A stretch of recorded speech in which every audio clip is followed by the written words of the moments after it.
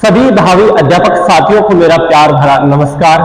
मैं जोगेंद्र चौधरी, अध्यापक, आज आपके सामने जो अंतिम समय को लेकर के मेरी रणनीति क्या रही वो मैं आपके सामने पेश करने वाला हूं। तो सभी विद्यार्थी जो रीट लेवल फर्स्ट की तैयारी कर रहे हैं, क्योंकि मैं लेवल फर्स्ट का अध्यापक हूं और मैंने जिस तरह से तैयारी की, अंतिम समय में मैंने क्या पढ़ा, किस सब्जेक्ट को मैंने कितना समय दिया, या फिर लास्ट टाइम मैंने किस तरह से रिवीजन किया या फिर मॉडल पेपर निकाले, उनकी मैं बात आपके सामने। सबसे पहले जो अंतिम 2 माह की जो रणनीति है वो मैं आपको बताने वाला। अंतिम 2 माह में मैंने क्या पढ़ा और क्या नहीं पढ़ा। सबसे इन 2 माह में मेरा जो सबसे ज्यादा जो ध्यान था वह था, इन 2 माह में मेरा सबसे ज्यादा जो ध्यान था वह इन 3 पॉइंट्स पे था। पहला जो पॉइंट था वह है current affairs. Current affairs. Second जो मेरा करंट अफेयर्स का ही हिस्सा है, जिसे हम कह सकते हैं इकोनॉमिक सर्वे। और तीसरा जो मैंने सबसे ज्यादा ध्यान दिया वह दिया मॉडल पेपर। जो मॉडल पेपर बाजार में किसी भी लेखक के मिलते हो, जो आपको एप्रोप्रिएट लगे उसको फॉलो कर सकते हो।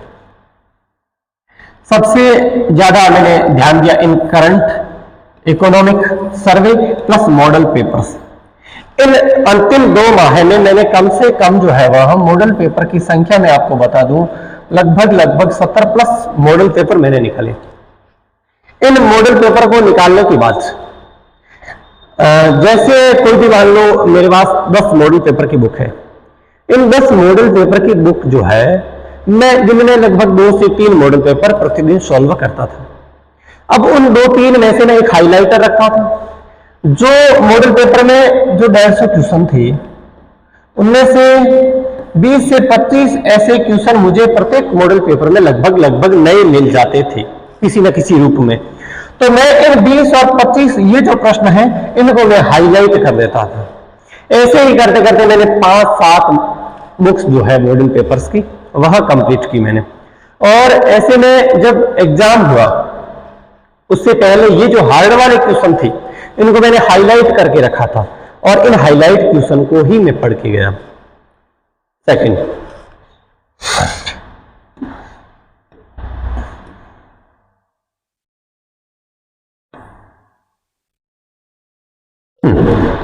फिर मैं बात करूं अगर रिवीजन की। रिवीजन से ज्यादा तो रिवीजन तो सभी को करना ही होता है, जो पुराना पढ़ा है उसका रिवीजन करना ही होता है, लेकिन अंतिम समय में क्या करें, इस तरह से पढ़ के जाएं ताकि यूं लगे कि एकदम एग्जाम क्लियर हो जाएगा। और मैं जब भी तैयारी करता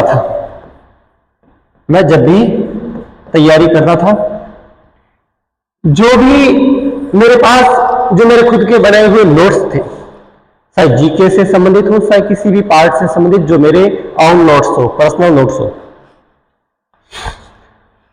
मैं जब भी उन नोट्स को पढ़ता था मुझे लगता कि ये जो पॉइंट है ये थोड़ा सा क्या है, हार्ड पॉइंट है।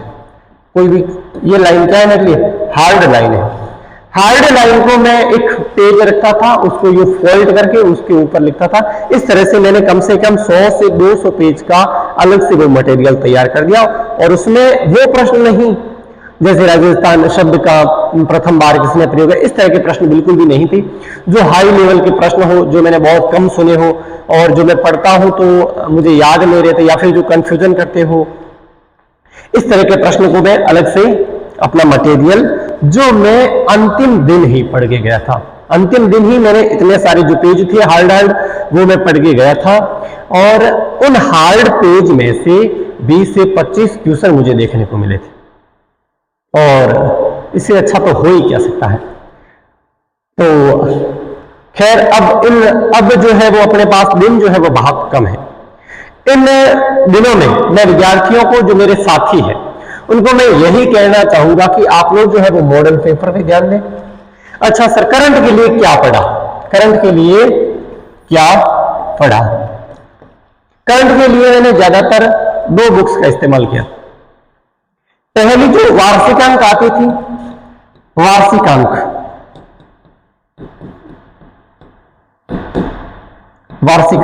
और ये वार्षिकांक भी मैं आपको गाइड बता देता हूं कि ये जो गाइड आती थी मूमल, वही पढ़ी थी, और उसमें भी ज्यादा ध्यान उन लाइनों पे दिया जो उन्होंने ऑलरेडी हाईलाइट करके दी हुई है, जो प्रश्नों के माध्यम से जो प्रश्न लिखा है उसके बाद में जो व्याख्या की है, व्याख्या में ऐसे पॉइंट जो मुझे याद रह सके उनको मैंने थोड़ा थोड़ा बीच में, अगर कोई राशि है 2 करोड़, 6 करोड़ या 5 करोड़ या इस तरह से कोई डेट हो, मुझे लगा कि ये मुझे याद करनी चाहिए, तो मैंने उसको भी पढ़ा, प्लस जो हाईलाइट वाली थी जो भी सारी चीजें वो मैंने पढ़ के रखी। ये तो थी पहली। सेकंड मैंने जो पढ़ा करंट में, वह नानक क्लासेज की बुक आती है, प्रैक्टिस बुक, नानक की जो प्रैक्टिस बुक आती है वह मैंने पढ़ी। ये करंट के लिए मैंने इन दो बुकों का सहारा लिया। तो पहली थी मूमल की और सेकंड थी नानक, जो आप सब इन दोनों को अच्छे से जानते हैं। इको सर्वे की बात करें तो मैंने इको सर्वे के लिए राकेश जांगिड़ की जो बुक आती है,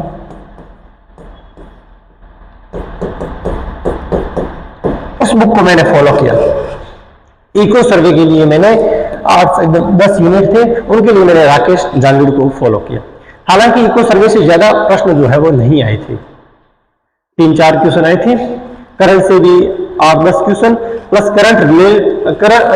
मैं अगर करंट रिलेटेड मानूं तो खेल खिलाड़ी के भी क्वेश्चन आए थे, और खेल खिलाड़ी के क्वेश्चन आए नहीं थे, भर भर के आए थे। खेल खिलाड़ी से क्वेश्चनों की संख्या जो थी 4 से 5 क्वेश्चन जो है वो खेल खिलाड़ी टॉपिक से आई थी। खेल खिलाड़ी के लिए कितने खिलाड़ी पढ़े, क्या खिलाड़ियों का सारा डाटा याद करें, खेल खिलाड़ियों में क्या पढ़े सर, इतना तो याद ही नहीं रहता, एसएच फर्स्ट, एसएच वो कैटेगरी इस तरह के। तो अपने को खेल खिलाड़ियों में सबसे पहले तो खिलाड़ी का नाम, सबसे पहले तो खिलाड़ी और उसका खेल, और उसका खेल और खिलाड़ी, ये अपने को अवश्य ही याद करके ही जाना है। और विशेषकर जो वर्तमान में जो खिलाड़ी जो पॉपुलर रह रहे हैं उनको पढ़ के जाना है, और जो ऑलरेडी पहले से मेजर ध्यानचंद है या फिर जो भी अपन लोग पढ़ते हैं उन खिलाड़ियों को अपने को पढ़ के जाना है। फिर वहां से खेल और खिलाड़ी ही याद करें। ज्यादातर विद्यार्थी यही ध्यान दें, खेल और खेल, खिलाड़ी का नाम और खेल ही पूछते हैं। पिछली बार 4 से 5 क्वेश्चन जो पूछे उनका ज्यादातर तरीका यही था। अब देखिए करंट के लिए आप लोग ये बुक्स पढ़ें, और ये बुक ज्यादा लेंथी भी नहीं है, आप नहीं पढ़ पाओगे, आप आसानी से इनको पढ़ सकते हो।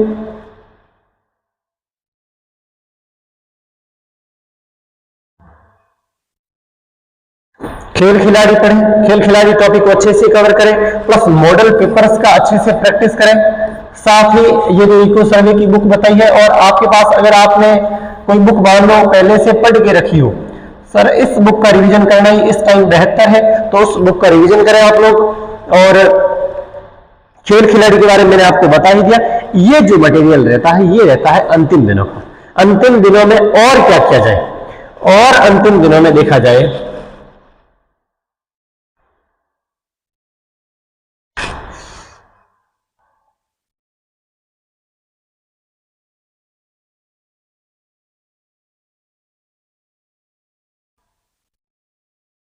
और अंतिम दिनों में शिक्षण विधियों को लेकर के बहुत ज्यादा समस्या रहती है।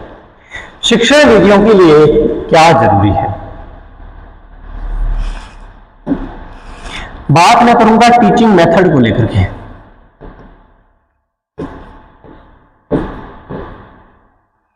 टीचिंग मेथड ये है जो हिंदी की जो शिक्षण विधियां हैं उन्हें तो विद्यार्थी अच्छे से कवर कर ही लेता है, लेकिन होता यह कि इंग्लिश वाली थोड़ी सी समस्या रहती है। इंग्लिश वाली शिक्षण विधियों को कई बार कई विद्यार्थी पढ़ते हैं, कई छोड़ भी देते हैं। छोड़ना बहुत गलत बात है, ये मैं आपको पहले ही बता देता हूं कि आप किसी भी चीज को, आप किसी भी विषय वस्तु या कंटेंट को आप छोड़ के जाओगे और ये लगेगा कि सर हो जाएगा, बिल्कुल भी संभव नहीं है। इंग्लिश के 4 क्वेश्चन आते हैं शिक्षण विधियों के, टीचिंग मेथड के 4 क्वेश्चन। उसके लिए यह है कि आप लोग कम से कम इसके 500 टीचिंग मेथड के 500 क्वेश्चन का प्रैक्टिस कर लें। 500 क्वेश्चन का क्या कर लें? प्रैक्टिस कर लें 500 क्वेश्चन का। सर प्रैक्टिस कैसे करें? समझ में नहीं आ रहा है, प्रश्न और आंसर कुछ मेल ही नहीं खा रहे। ऐसी स्थिति में अपने पास जो है वो ट्रांसलेट का ऑप्शन तो है ही। आजकल डिजिटल जमाने में मैं किस तरह से पढ़ता था, मैं मेरा बता रहा हूं, आपको आता है नहीं आता नेवर माइंड। बट अब जो आप मैं जो करता था, ये मान लो कोई इंग्लिश का क्वेश्चन है और इसकी पूरी व्याख्या, ये क्वेश्चन और ये चारों ऑप्शन। क्वेश्चन इस पूरे को मैं कॉपी करके पूरा ट्रांसलेट करता और मोबाइल पास में रखता और एक एक शब्द का ऊपर क्या लिखता? अर्थ लिखता, मीनिंग। और इस तरह से अगर आप 500 क्वेश्चंस की अच्छे से प्रैक्टिस कर लेते हो, 500 क्वेश्चंस को आप लोग अच्छे से पढ़ लेते हो, तो आपका माइंड जो है वो इतना कैपेबल हो जाएगा कि इंग्लिश की शिक्षण विधियां भी क्या है, बहुत आसान है। और इंग्लिश की जो शिक्षण विधियां है, टीचिंग मेथड है, यह हूबहू एग्जाम में आते हैं। मतलब यह है कि जो प्रश्न आप पढ़ोगे उसी टाइप का क्वेश्चन बनेगा, ज्यादा कोई नए क्वेश्चन नहीं बनते हैं। इस तरह के आप लोग, इस तरह से आप अपनी तैयारी कर सकते हो। और भी लगे सर कि आपने और अगर कोई सब्जेक्ट रिलेटेड डाउट हो कि सर इस सब्जेक्ट को आपने अंत में किस तरह से पढ़ा, या फिर कोई भी इस वीडियो से लेकर के या फिर अपनी तैयारी को लेकर के आप लोग जो भी कमेंट करेंगे उसका आंसर मैं आपको कमेंट बॉक्स में, या फिर अगर ज्यादा कमेंट एक ही विषय वस्तु या कंटेंट पे आ रहे हैं तो उसके लिए मैं अलग से वीडियो बना दूंगा। आप सभी साथियों का और भावी अध्यापकों का बहुत बहुत आभार।